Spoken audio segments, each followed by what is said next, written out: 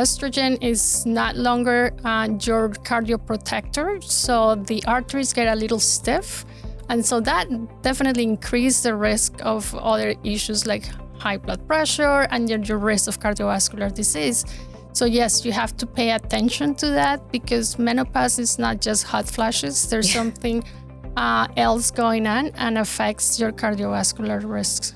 Welcome to Baptist Health Talk, a podcast on all things healthcare, powered by Baptist Health South Florida, your trusted source for healthcare prevention and wellness. Hi, everyone. I'm your host, Johanna Gomez. Welcome back to a new episode of Baptist Health Talk, where we answer your most searched questions on trending health topics. Today, we're talking about women's heart health and why it deserves more attention at every stage of life. It's Heart Month, so what better time to break down how heart disease shows up differently in women and what you can do to protect your heart. We are joined by Dr. Sandra Chaparro, cardiologist at Baptist Health Miami Cardiac and Vascular Institute. It is great to have you here.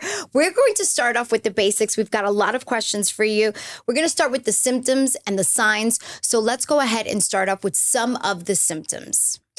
So thanks for having me. Yeah. So there are a lot of signs and symptoms that are unique to women. Okay. And so we need to make sure that we don't ignore them. For example, indigestion, nausea, vomiting, back pain.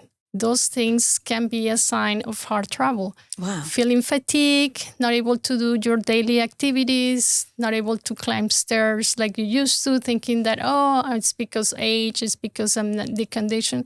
So sometimes it's very inspecific. So whatever you're feeling that doesn't feel right, you need to get checked. Okay, but that's such a wide thing to say because I can tell you that there's so many times that I do feel tired, fatigue, and a little nauseous because I am so tired. So how do I know if I need to dig in a little deeper? Because sometimes you feel okay also, and then you have all these other signs. Right. If something that persists, that doesn't go away, that's a red flag. You should check it out. And also make sure that you understand that you have some risk factors. So if you're a higher risk, you definitely need to go to see your doctor. If you're otherwise healthy, it's less likely that this is going to be cardiac related. Okay, so what are some of the signs that we should be looking out for, not only for ourselves, but also for our loved ones? Because like I said, you could feel okay, and then someone can see something and say, I think you should go see someone and talk to someone. So some serious signs would be, for example, if someone is having fatigue, lightheadedness, dizziness, passing out, having, for example, not able to do the things that, as I mentioned, the normal things. In women, we have so many unspecific symptoms like abdominal pain.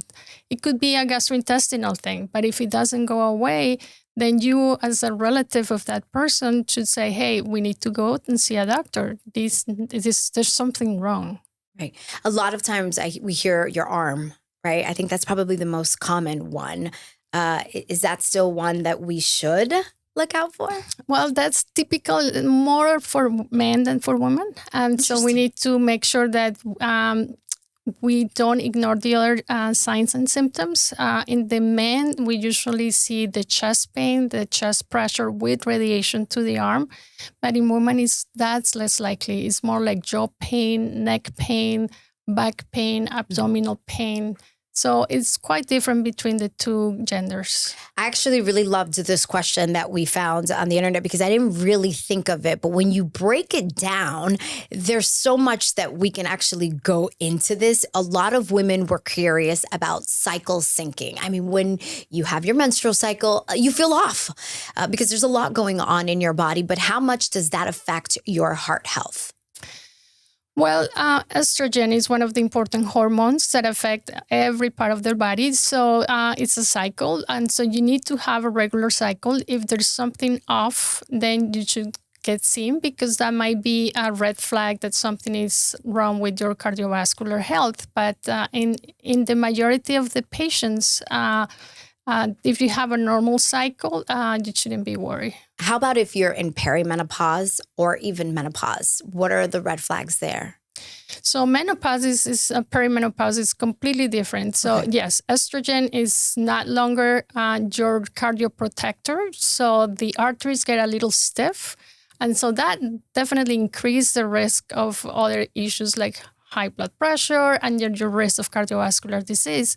So yes, you have to pay attention to that because menopause is not just hot flashes. There's something else going on and affects your cardiovascular risks. If you've never had any family history of heart issues at all, and you are in menopause or perimenopause, is it still something that you should worry about? I mean, obviously, if there's heart, disease in your family history, you should be aware of it. But if you're not in that category. So if you don't have family history, then your risk is probably lower than someone who has genetic background. However, the most important part is to decrease the risk factors that person has to develop cardiovascular problems. For example, if you have hypertension or high blood pressure, and if you don't control that, no matter menopause or no menopause, that is going to increase your risk. Got it. If you have, for example, diabetes or high glucose or high glucose intolerance, that is also a risk factor. So you might need to check that out. And your weight, for example, if you are overweight, that's a risk factor because in the abdomen, we have metabolically active cells that increase inflammation and that increase your risk. Sounds like there's a lot going on here that affects this right here, this area. Yeah, everything is related. So that's why it's so important to make lifestyle modifications because it's not just the estrogen, but everything else that's going on with your life. Yeah. So what exactly does heart pain feel like in women? So the heart pain is not typically a pain. It's an ache. It's, for example... an ache in your chest or an ache anywhere else in your body? It could be on your abdomen. It could be on your chest. It could be on your back. Again, it's very specific. It's not the typical chest pain that you see in male patients. And why is that? Because the majority of the studies were initially done in male patients that did not include female patients.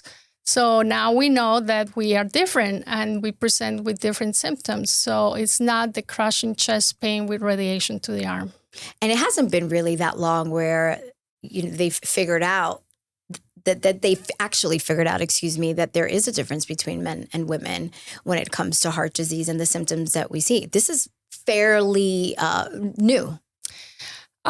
We have a lot of changes in terms of how we are doing clinical trials. So now it's a mandate to include women in clinical trials so we can understand the differences. Right. And then you throw in someone that's pregnant, postpartum, and then that is a whole new thing. How does this affect, because there's so much focus on the baby, that's a lot of times you just kind of forget about yourself. We've all done it, right? How should we really look at our heart and tackle that area when you're pregnant? What should we be watching out for? So pregnancy is an important stage where you can get checked, for example, with your high blood pressure and with your diabetes. Because if you have preeclampsia, which is this high blood pressure during the pregnancy. Which a lot of women have. Or gestational diabetes, which is high sugar during your pregnancy, that will increase your risk of developing hypertension and diabetes after the pregnancy. Okay. So it's important to always talk to your OBGYN because they will be the ones who are going to help you prevent problems in after the pregnancy. And a common myth is that once pregnancy is over, that you're pretty much done when it comes to heart risk. They just go away.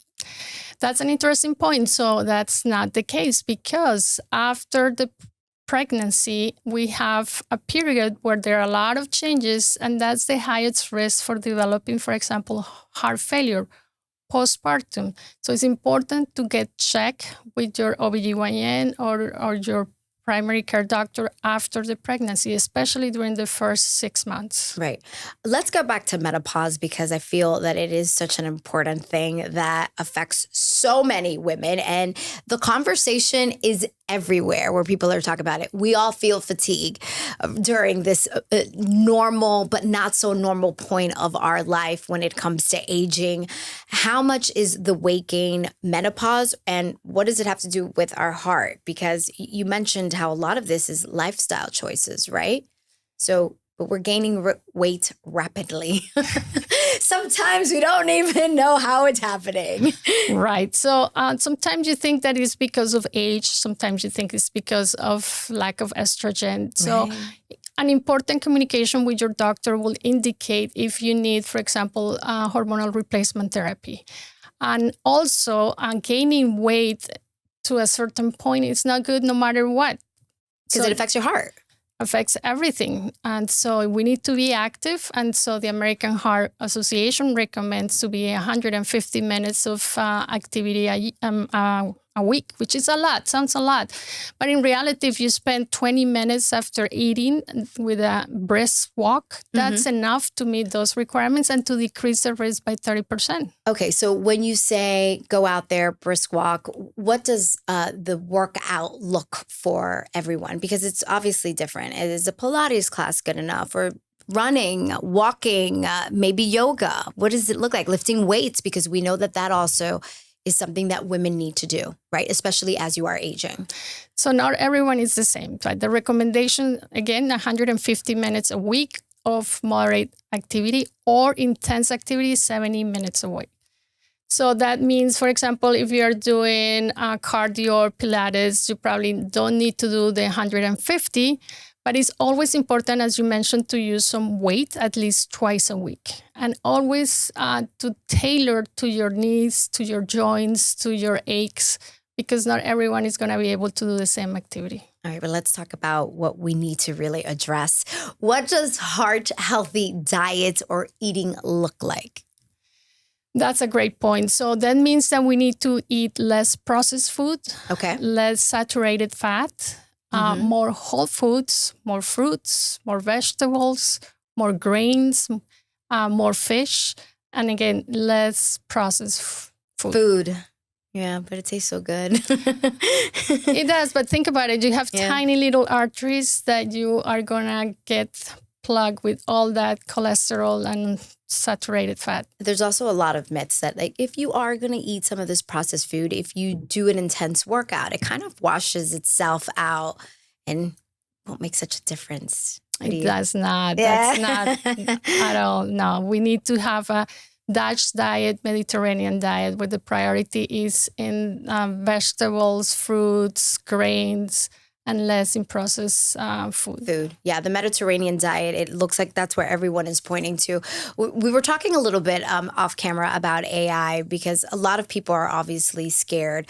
There's so much unknown. But when it comes to science, it must be something that is such a positive, right? Especially for doctors, when you guys have to talk to us patients and kind of see where it is going and all the new data and how AI is helping. What's your take on all the technology and the improvements that are going on, and how helpful is it, and how hopeful are you?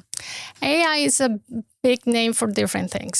So if we use, for example, tools that have AI enhancement, for example, for diagnostic, and that's very helpful to us. Also to process information. If you have the ability to have a tool that will help you pull the data from different journals so you can understand the latest in a specific topic, then AI is great for that. It's a great tool if we know how to use it, but we need to get trained and informed so we can take advantage of that. So I think it's how we use it, it's not AI in general. So we need to be conscious about that. Have you seen the benefit of AI now while you're practicing and helping people explain what's going on in your heart and actually get to the problem of what patients are telling you that they are feeling? So, for example, there are a lot of different techniques where we use AI to identify plaques in the heart that might be a cause of a problem, a future heart attack, for example. So that will be very helpful. You want to make sure that it's sensitive and specific enough so you don't target someone with the wrong information. But it's very helpful. We can screen diseases before they appear clinically. And so there are a lot of things that can do. Yeah. And what's the age that we should start screening? Well, it depends on your risk factors. So if you have family history of high cholesterol, then during childhood, sometimes you need to get screened. So if you don't have those risk factors, then, you always have to check your blood sugar every year, your cholesterol. You need to know your blood pressure. You need to know your ideal weight. You need to have a diet and exercise, and you should not smoke. So those are things that we can do. We don't have to wait for anything. We have to own the ability to make decisions and not wait for someone to tell us what to do. You just brought up smoking, so let's talk about it. We obviously know smoking is not good for your lungs, but does it really affect your heart? And when I say smoking, I think people traditionally think just cigarettes. I want to ask you also about vaping. Does that fall in that same category? Yes. So vaping, smoking are toxins that we're inhaling. So yes, we know that, for example, nicotine makes the arteries of the heart stiff, and that increases your risk of heart attacks. So that's well known. So one of the best ways to improve your health is to stop smoking. Yeah, which I know a lot of times it's easier said than done. But when you actually think of the effects that it has on everything in your body, it really should be scary for people that are listening and watching.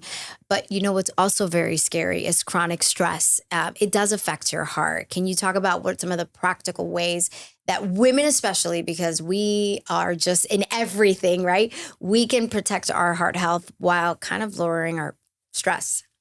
Yes, so mind and heart are connected in so many ways. So many. Stress definitely can cause, for example, heart failure. There's a type of heart failure that can make that person have even die because the stress level causes the heart to not work. So what we can do is relax, take a few minutes just to think about something positive, meditate, for example. There are a lot of different things that you can do, like yoga, or there are different techniques that you can develop.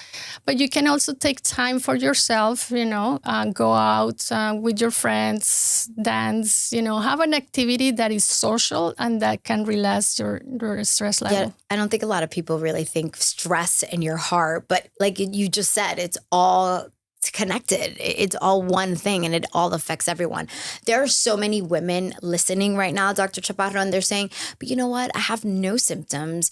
I'm fairly young. I'm doing a lot and I feel great. What's one thing though that you would say to all of us women that are listening and are feeling great, that what we have to do to protect our heart in the long term? Right now we feel great, but we don't know what's to come, right, around the corner. Right. So that's important if you feel great and you want to keep feeling that way. So you need to continue with a physical activity. You need to exercise. You need to eat healthy. And you need to know your numbers, follow up with your primary care provider. So those are preventive measures that you can do so we can avoid heart disease. What does the screening look like? So just people are aware of what they have to deal with when they do that. So it's very simple. When you go to your visit with your medical doctor, then you can get a physical exam. Then they check your vital signs. So those are numbers that will allow the physician to screen you. Then they will do blood tests when they can check your cholesterol, your electrolytes, your kidney function, liver function, and your glucose. So those are basic numbers. If they find something abnormal, they can increase the screening with an electrocardiogram, which is a very simple test that is done in the office. And if there are any concerns, they can escalate, for example, to an echocardiogram, which is an ultrasound of the heart, or a CT scan where they can check, for example, the coronary calcium score, the different vessels, the chambers of the heart. We have more modalities, and then we have invasive techniques. So it depends, it starts with the physical exam and the interview that you have with your physician. What is one thing you want us to take away from this conversation that you want us to start doing now to protect our heart?